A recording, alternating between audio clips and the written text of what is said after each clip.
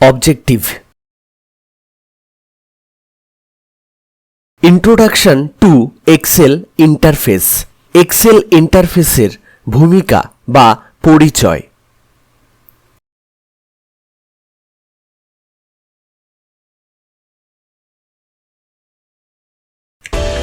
নমস্কার বন্ধুরা, আমি সুমন। আপনারা দেখছেন 360 ক্লাসরুম।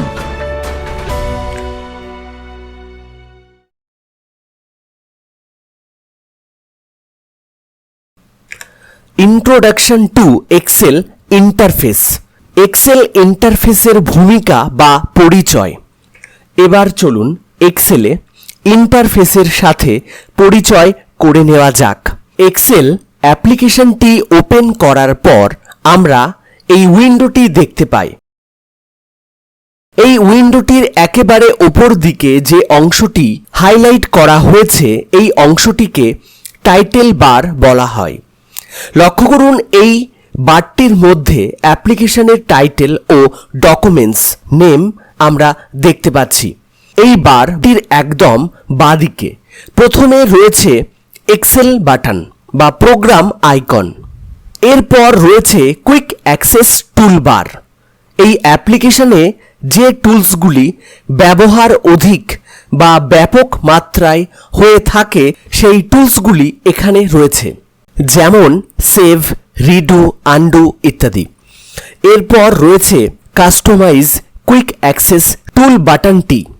এই বাটনটিতে ক্লিক করে আমরা আমাদের প্রয়োজনীয় কিছু টুলস এখানে অ্যাড করে নিতে পারি বা বাদ দিতে পারি। এবার টাইটেল বারের একদম ডান দিকে কর্নারে লক্ষ্য করুন। প্রথমে রয়েছে রিবন ডিসপ্লে অপশান। এখান থেকে আমরা আমাদের প্রয়োজন অনুসারে রিবন বা ট্যাবসগুলিকে হাইড বা শো করে নিতে পারি। এখানে ক্লিক করলে একটি ড্রপ ডাউন লিস্ট ওপেন হয়।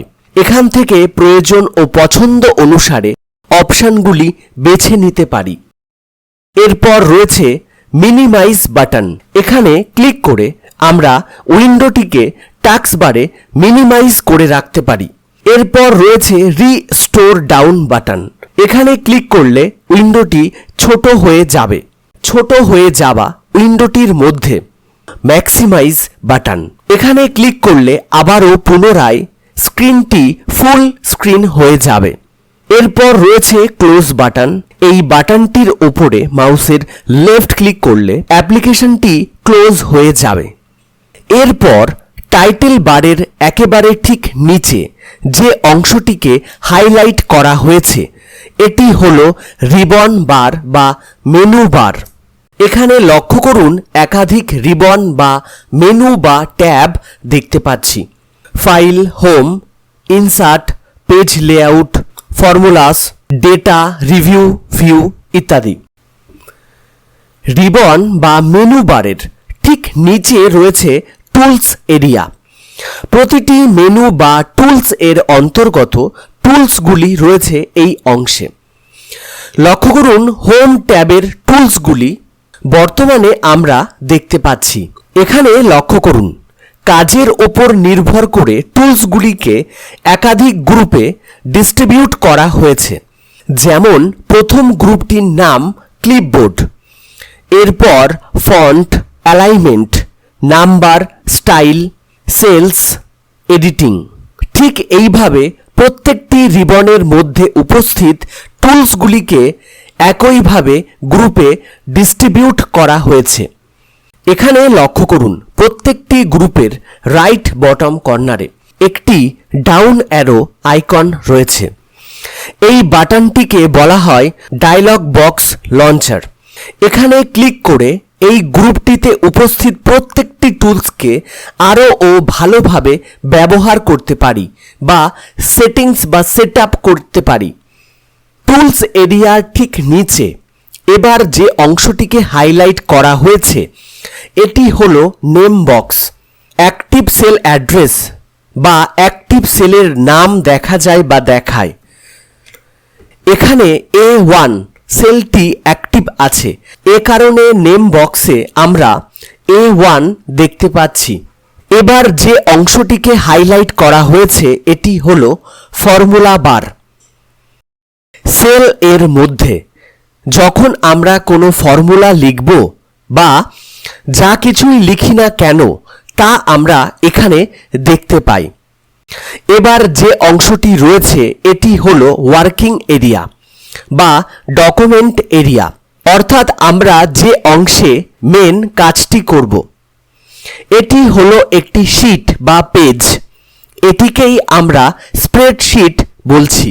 এবার ওয়ার্কিং এরিয়ার ঠিক নিচে লিভ বার রয়েছে, এখানে আমরা শীটগুলিকে দেখতে পাই।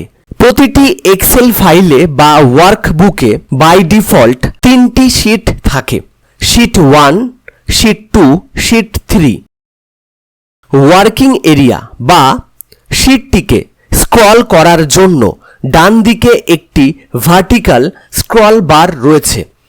এটির সাহায্যে পেজটিকে আমরা ওপর থেকে নিচে স্ক্রল করতে পারি এবং ঠিক একইভাবে পেজের বটমে অর্থাৎ নিচের দিকে একটি হরাইজন্টাল স্ক্রল বার রয়েছে। এটির সাহায্যে পেজটিকে ডান দিক থেকে বাঁদিকে মুভ করা যায়। এবার একেবারে নিচের দিকে যে অংশটি হাইলাইট করা হয়েছে এটি হলো স্ট্যাটাস বার। এখানে আমরা অ্যাপ্লিকেশনটির বিভিন্ন স্ট্যাটাস দেখতে পাই। যেমন এখানে যদি আমরা কোনো ম্যাথামেটিক্যাল ফাংশন ইউজ করি সেক্ষেত্রে এখানে অ্যাভারেজ, কাউন্ট, সাম এ ধরনের কিছু ক্যালকুলেশন দেখায়। এছাড়াও ডকুমেন্টটি কতটি জুম রয়েছে, কি ধরনের ভিউ হচ্ছে ডকুমেন্টটি, এসব জানা যায়। স্ট্যাটাস বারের রাইট বটম কর্নারে লক্ষ্য করুন একটি জুম কন্ট্রোল প্যানেল রয়েছে। এর সাহায্যে আমরা ডকুমেন্টসটিকে জুম ইন, জুম আউট করতে পারি। ভিডিওটি সম্পূর্ণ দেখার জন্য অসংখ্য ধন্যবাদ। এক্সেল সিরিজ এর এটি প্রথম ভিডিও বা ফার্স্ট ক্লাস। ভিডিওটি কেমন লাগলো অবশ্যই কমেন্টে জানাবেন এবং ভিডিওটি লাইক করবেন। জয় হিন্দ, জয় জওয়ান, জয় কিষান, ভারত মাতা কি জয়।